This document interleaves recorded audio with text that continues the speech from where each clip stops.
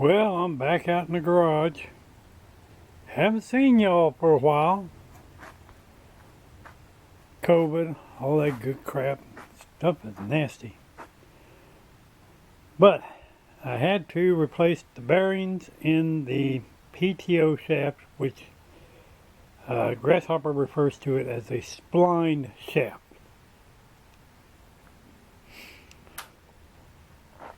So, gonna make a little short video. Hang on, gotta clear the lens. It is really hot and humid here. Alright, that's better.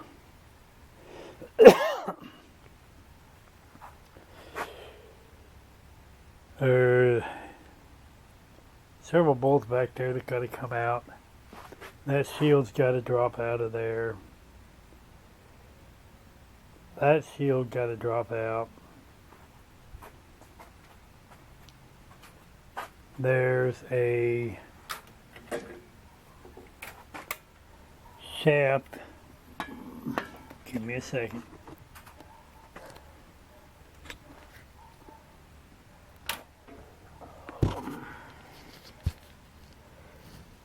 See it there? Hanging down. That has to be unbolted, and unfortunately the bolt is right over the top of the shaft.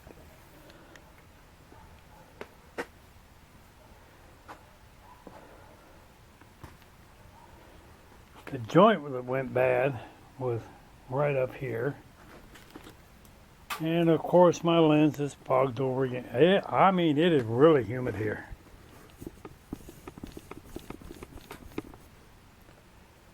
Alright. Comes through right there. There's two bolts right there, two nuts go on those bolts and hold that shield.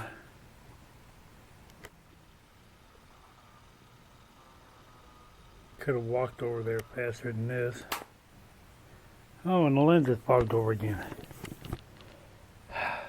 Jeez.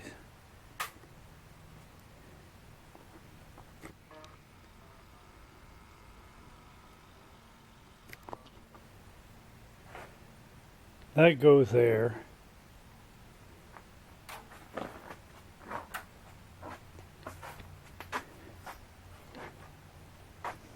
Not very often you'll see a zero-turn GrassHopper sitting up on car ramps. There.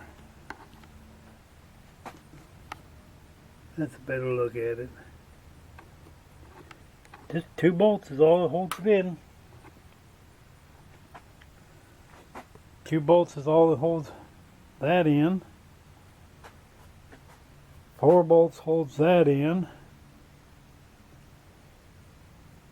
And then 2 bolts on each of the pillow bearings. That's a weird ass name for a bearing. So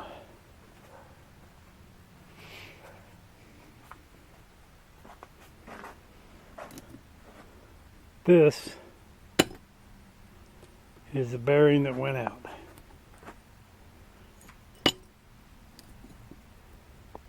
Ain't that a mess? I greased it and everything, but it was making noise the very first time I cranked it up. But at that point in time, I couldn't figure out exactly which bearing was making noise, and I didn't feel like crawling around right down there where the shaft is spinning. So I figured I'll just wait it out. And I did.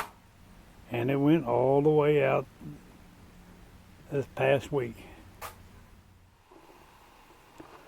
Well, as I was reminded, not everybody has worked on one of these. If you get this shaft right here, there's no grease points on that. There's not a second joint like this in there, so you don't have to align this to any particular place. But there are 2 balls. You see one. I don't think you see the other one. Yeah, there it is. Those two balls are what locks into this. So this has a sleeve. See that? That has to slide back. If you don't slide that back, you're not, well, other than beating it on, you won't be able to get it to go on. And right there, you saw it slide back forward. It's locked on. Got a little wear on it, but hey, that's how the GrassHopper made them. So I thought I would throw in that last little bit about this. It's a square shaft, so it's not difficult to line that part up. It's just you have to slide this in first and get it slid on, and that's what gives you your slip, so that you can get that in to line up. And you also got to remember that there's bolts hanging down. There's bolts hanging down for this to hook to. So it's actually a two-person job, but I'm going to attempt to do it on my own. So again, have a good day. Bye. Okay, sorry for the mess. I'm working on more than one thing as usual. But any of you that are taking on this job, see, there's where the belts go. Come off the electric clutch. That's clear to the back of the mower. This was the easiest one. It was that spline shaft goes on there. And I should have showed you that, but it's out there in the garage. It was on the mower, if you look close enough. This one got two set screws in it. There's one, the other one's down here. On the old bearing, it was here and here. And I'm looking to there. You see how much closer they are there. Now, you just take those two loose, clean everything up real good. It still took getting in here with a chisel and driving this one out, but I was able to drive it out by hand. It wasn't a problem, and it slid right back on, no problem. A little bit of tapping with a big socket, it would slide over this, drove it down into place. The main thing is that you mark where you're going to put this thing, where it needs to stop at. This one was the problem. It took a 3-jaw puller that fits into here to pull this whole thing off, assembly and all, and this key. It's a funky key. It's cut at a real slight angle. It's a wedge. Then pulled that off. Then drove this off with an air chisel. Okay, let's see if I can pick this up where I left off. I do need to change out the grease zerks to the style that came originally on this thing. 90-degree angle. But this one here was a problem one. One, the pulleys didn't want to just come off because of this wedge. I tried to knock this wedge out. I even made a tool that came in at an angle and got wider and wider as it came in through here, but it did not want to pull it out.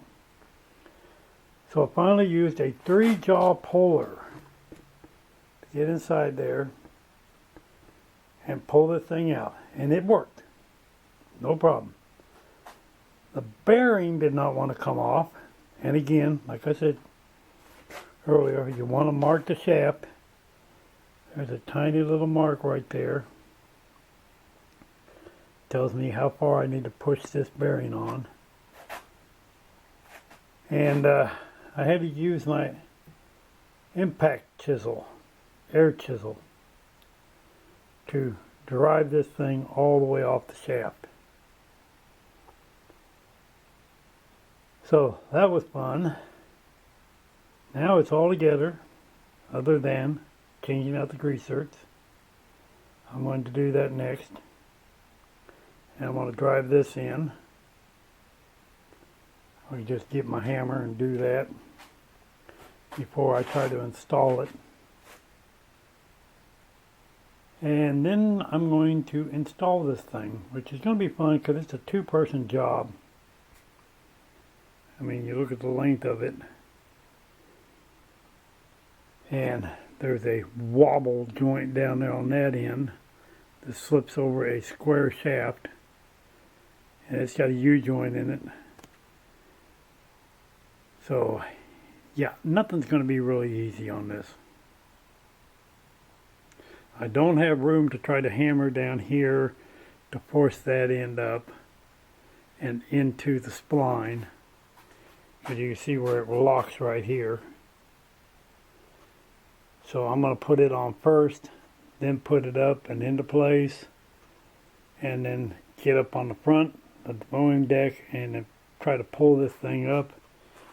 And probably put a jack underneath it about here just to hold it up so it got something to slide on. And then put all this stuff in.